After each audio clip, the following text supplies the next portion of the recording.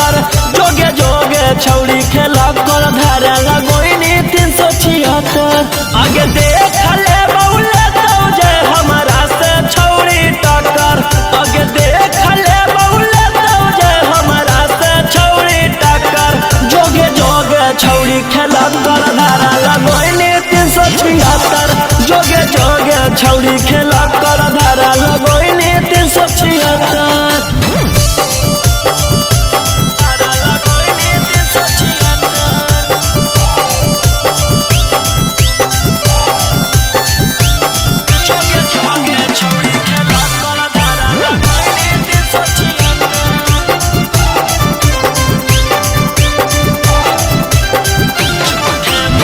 झूठे मूठे के छौड़ी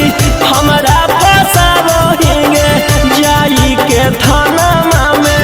रिपोर्ट लिखावो हिंगे झूठे मूठे के छौड़ी हमारा फसावो हिंगे जाई के थाना में रिपोर्ट लिखावो हिंगे आगे के ताना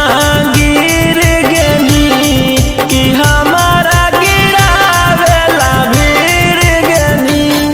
आगे कुछो नहीं बिगड़ दो केतनो कटमी थाना में चक्कर आगे कुछो नहीं बिगड़ दो केतनो कटमी थाना में चक्कर जोगे जोगे छौड़ी खेला कर धारा लगोइनी 376 जोगे जोगे छौड़ी खेला कर धारा लगोइनी 376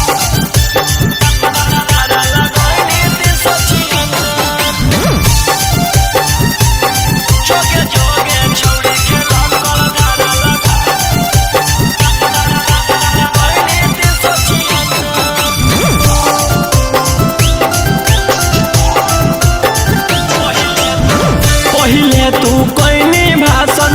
मीडिया में जाई के कि तोरा मिलतौ छौड़ी हमारा फसाई के पहिले तू कोइनी भाषण मीडिया में जाई के